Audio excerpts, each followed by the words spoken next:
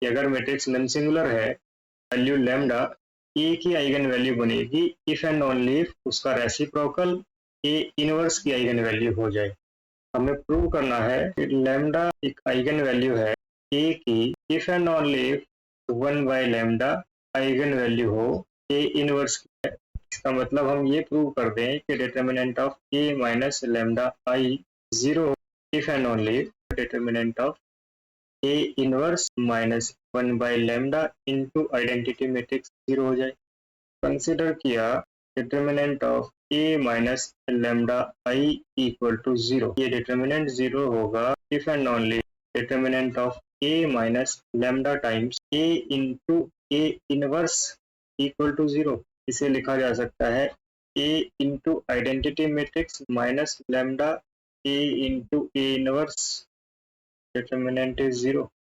It is possible if and only if determinant of A into identity minus lambda times A inverse is 0.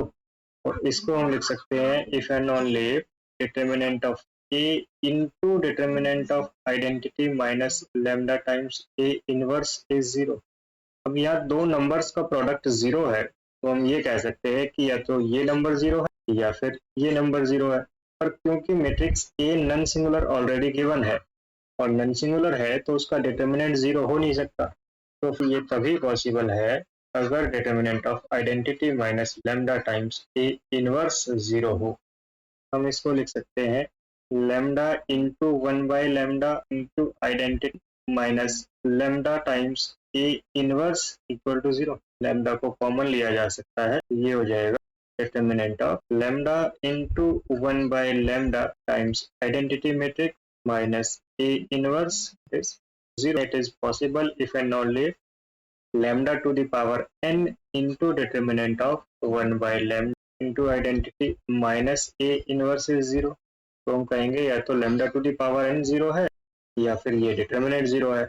अब क्योंकि non singular matrix की eigen value 0 हो नहीं सकती, ये तभी पॉसिबल है if and only if determinant of identity minus A inverse is 0। Minus common लेकर A inverse minus 1/lambda into identity is 0 और ये 0 नहीं है, तो फिर it is possible if and only if determinant of A inverse minus 1/lambda into identity is 0। और यही हमें प्रूव करना था।